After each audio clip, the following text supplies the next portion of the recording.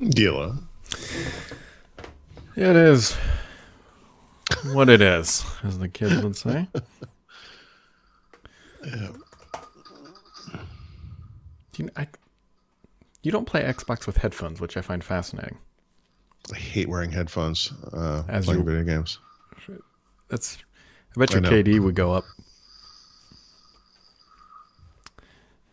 I bet it would. Possibly. I agree that the sound helps knowing where people are, et cetera, et cetera. I mean, I get some degree of that. But I know. Just saying. I need a better setup. Yeah, it might help. But you were like big over the air can kind of Yeah, thing. but some of them are I just don't. like if you found the right pair, because the pair that I have aren't like you're not isolated from the outside world. Like they're really kind of like a light foam, if that makes sense. Yeah. So like you can still hear everything around you, or just open back would probably work for you, so you don't feel so isolated. But it's so much better. A million years ago, when I was living in an apartment in Phoenix, I was playing Doom, like the original Doom. Mm-hmm. Not And the I had 2020 headphones on. version. Yeah. And my wife walked in and said something to me, like literally scared the crap out of me. Like like I jumped backwards in the seat. Like I was so immersed in this thing. Like I don't know. I hear you. Pardon the pun. Yeah. I tried. Whatever. Your Probably KD's right. not my problem. Maybe I should just try these headphones. The ones you're wearing? Yeah, I mean, they plug into the controller now, right? Yeah. I'll give it a shot. What could go wrong? Ooh, it's spooky. I always forget that I hit the wrong one. That one would be better. I I always keep forget expecting. I'm sorry. I always forget that you can't hear that. Yeah. But there's a train. So what was this? Was there a sound effect? The train, like a steam engine. I didn't hear it. Yeah. So, yeah, I keep expecting like a Family Guy character to pop his little head up and be like, giggity, something. I think that's us. I think we're the Yeah. little popping in from the side.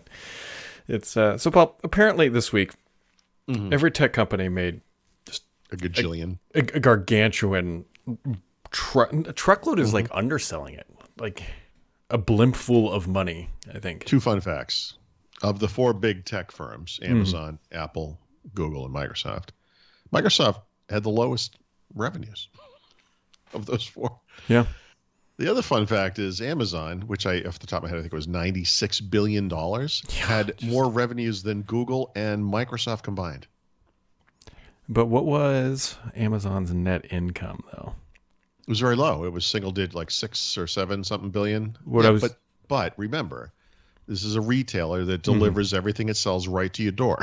Yeah. Right. So, they have huge costs related to logistics and delivery and all that kind of stuff. And those costs are only going up now because of the pandemic and no one's leaving their house. So this came up in Asphalt today. It's like a very different kind of business. Oh, sure. Not even close. Yeah. What I was going to point out is, though, they may have had the lowest revenues, low being $37 billion. Right. I mean, low of incredible high numbers. Yeah. They did have more net income, though. Like, they actually put more dollars into the bank than both Apple and Amazon did. So, I don't want Google did that's too. true. No, that's fair. In fact, I would say, just looking at the numbers, Microsoft's net income, which is profit, right, was as high as Amazon and Google's net profit, we'll call it, combined. So, yes. But, I'm not an accountant. You probably know a lot more about this than I do. But when you look at all these different financial metrics, I mean, profits are the types of things that could be hit by any seasonal, temporary kind of cost of business thing. A one-time write-off or write-down could impact, that kind of thing. So, I don't know. I'll say this. I mean, honestly, looking at these numbers, the two things that stand out to me the most are that Amazon had that incredible number, 96 billion. It's crazy. And this, by the way, non-holiday quarter. Crazy. Okay, there's that. I mean, Amazon, I never thought about this until they may be on track to become like the biggest company in the world because of this kind of thing. But okay, that's one. And then the other one is Apple. aside from Amazon, had the biggest revenues, 64.7 billion. They didn't launch iPhones in the quarter. Normally they do. Yeah, that's right. Like, so yeah, obviously the iPhone revenues were down, and you can examine Apple all you want. I mean, they saw great gains. I think it was Mac and services. Those gains are not enough to offset the iPhone. Okay, but dude, this was a non-holiday quarter, non-iPhone launch. 67 point. What the fuck? What the, Yeah, like, I know. It doesn't. It really doesn't make sense because Yep. a lot of people are very like the uneasiness, not just from the pandemic. It's also we're less than a week away from an election. I know. Like typically, that's a very and the markets have Time been of great uncertainty. great We've uncertainty. Never experienced a time of this kind of uncertainty. Is, I mean, it's volatility is just about its peak. Like yep. and and these companies just reporting astronomical amounts of revenue. Like. Yeah. I guess people said, "Well, I'm not buying Starbucks today. I'll buy an Apple Watch instead." Like, I don't. By the way, off the top of my head, that was one of the little data points that came out of Apple's earnings conference, which I still haven't read or listened to. I just saw this from a blog post. 75%, if I'm not mistaken, of Apple Watch purchases in that quarter were new to Apple Watch. Net new. Wow. Yeah. I mean, what? They're already the biggest I think they're bigger than the rest of the wearable market combined, if I'm not mistaken. But if that's wrong, they're still by far the biggest maker of wearables. Yeah. 75% of the purchases this past quarter, which had to have all been the new thing, right? They announced that in September, released it in September, whatever. New customers. What the hell? Well, it's because people just I bet the SE was a huge driver of that. Had to have been. Oh yeah, whatever. But that's great. Good for them. Yeah. No, they've got the wearable to beat, and now they've got a wearable at a price point that's going to be really tough to beat, and they've got a really good ecosystem. Nailed that marketing. Just tagline. You just nailed it. Mm-hmm. Which, speaking of iMessage, this was hilarious in my own little brain last night. So, yeah. So it rained a lot here, just like a ton of rain. Yeah, same here. Yep. And my dad has a rain gauge like outside their house, and it collects the rain and tells you how much it's rained over all that. So I texted him like, how much rain we got? He sends me back a CSV. That's what he had. That's in iMessage. I didn't even know this was possible, and I don't know how he did it either because it was on accident. Because he sent it over. I'm like, Dad, I can't. What can you tally this for me? What happened when you tapped it? It opened. It's just right in place. So in other words, Apple, the iOS has the capability to display the contents of the CSV file natively. I don't think I can manipulate it, but I could definitely open the file. Wait, you did it on the watch? No, not on my watch. But, okay. I was gonna say that would what? Let's see here. Export.csv is what he sent.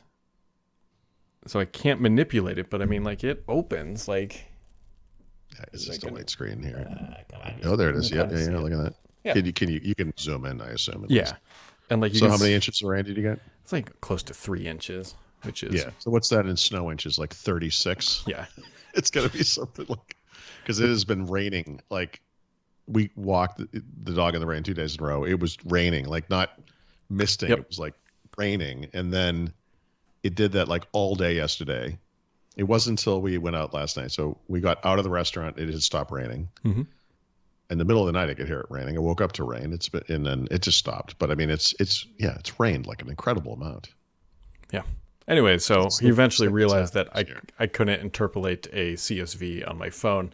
And he's like, oh, I realized he screwed up and sent the right thing. But I was just more impressed that you'd actually, that my dad knew how to send a CSV on iMessage of all things, because Lord only knows.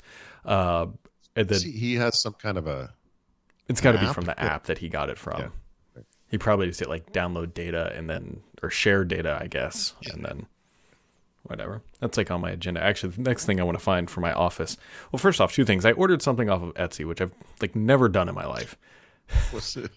A little cozy for your new Xbox controller, or Sorry, go ahead. You were telling a story. Anyway, so they're spaced. So they're blueprints, but of like rockets, like the Saturn V and a whole bunch of like. There's 4 of them, and I'm gonna frame them and put them on my wall. And I ordered these things at the beginning of October, and you just go on there. I'm like, this is what I want, and I didn't realize it came from the Netherlands, and it's it's like they're probably just like printed off of a high-end printer, and these things are going to show up sometime between October 1st and never. Like, I don't know where these things are. Yeah. Totally forgot. So the most expensive part of this purchase was really just the shipping, not the creation of the actual product. Or just my time refreshing the thing. It says like exported customs. Anyways, what I'm looking for in my office, I don't know how we got on this, maybe the weather, are like analog weather gauges. My dad has some, and I really like them. It shows like humidity, like the barometer and all that stuff. Yeah, it's everything you put outside, they kind of spin around. And yeah, and I want to they have like 2D analog ones. I'm trying to find some nice ones to put on my wall in my office, but I don't know how we got on this. This is how you're sliding it. You're turning into like an 80s action here. Next, you're going to be like driving like a carburetor-based Camaro from the 1970s. IROC. Z28 IROC. Yeah, exactly. Maybe I'll go for a Firebird, right? Just have the big bird on the hood. Yeah. Or maybe go like Knight Rider style. Get the little light for kit. Jeez, please don't. Please don't. Anyways, what are we doing with our lives? I don't know. I don't know. Kind of forgot that we're live too. Hello, chat room. Oh, this isn't just you and me. No, it's like I can't edit any of this out. This is like it's only gonna get worse too because we changed the time on Sunday after we trick or not treat or whatever, trick or COVID, I guess I should call it this year. What does that mean? Lighter in the morning or in the afternoon? Must be morning. Morning. We get sunlight when you don't want it, and then it's going to get dark earlier, yeah, because it's not already terrible in the afternoon. Yeah, the gray overcast followed by changing the time, which gets really dark early for you, like 4 p.m. or something, doesn't it? I could look it up because we have this conversation every year, every 6 months. None of us put it. It's why isn't it? What's happening? Yeah, that was a story. There. It used to have a thing. Mm-hmm. No, there's a little. You've seen it. It's like Yeah. I've got one on my watch actually, but I can tell you when it's going to sunset's going to hear. Sunset's going to hear. That is just. Oh, I'm sorry. This is on the OnePlus one. So 6 p.m. Yeah, so you get 5 p.m. Man, that's more brutal than here. That's today though. I mean, so what? Yeah, in the future, but you subtract an hour. That's 5 p.m. Yeah. So then December. This is what I remember from being a kid. Like, and when I say a kid, I mean like under 6 years old because of where I lived at the time. But my mother would tell me in the winter, I had to come home when the lights came on out in the street, and I hated that because the lights came on like way early, like at 4 or something, and it was too early.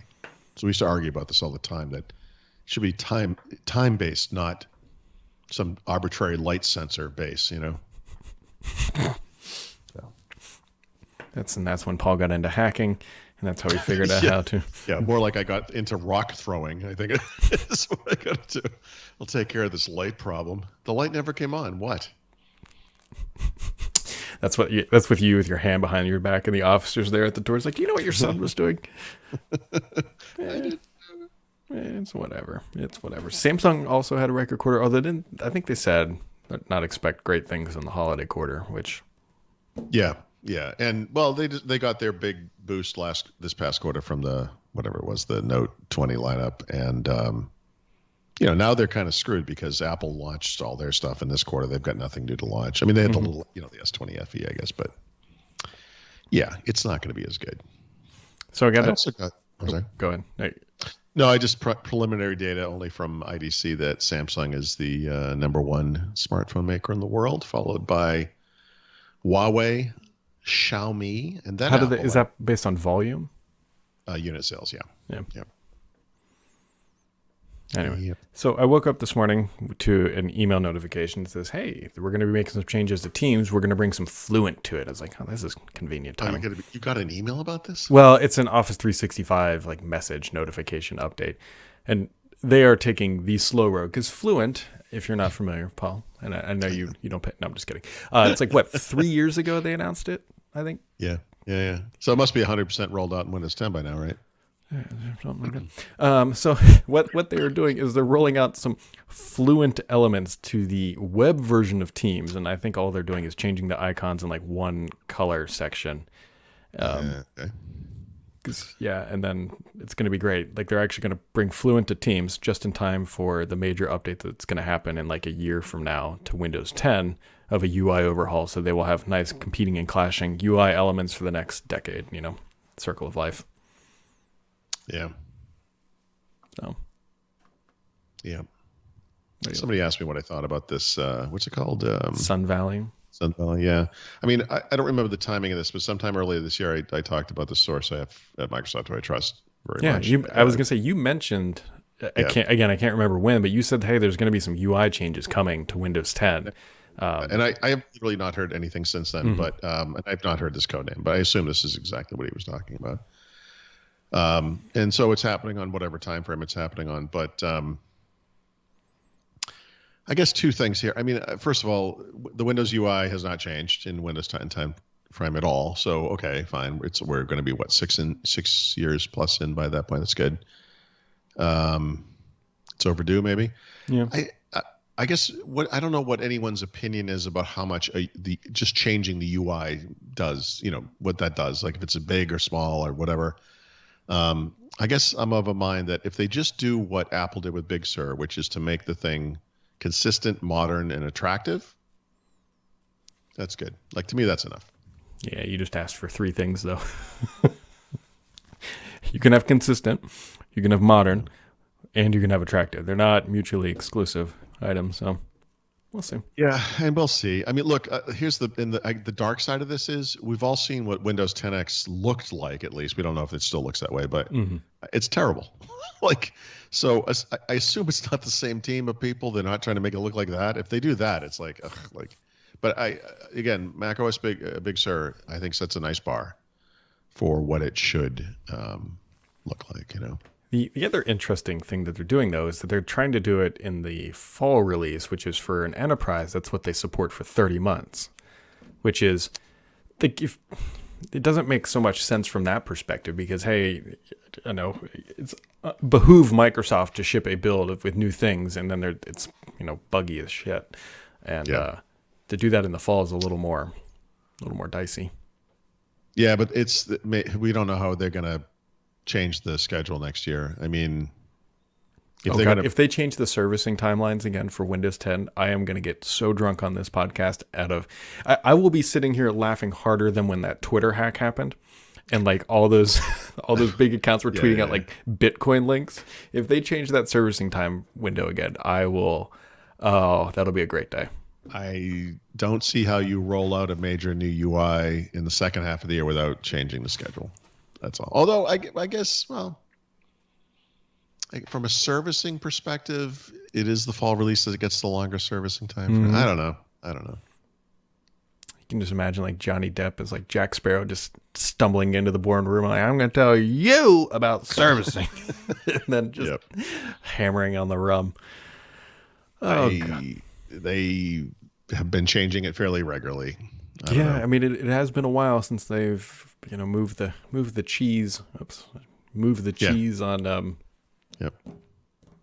Maybe we're overdue, or not. I don't know. I don't know. I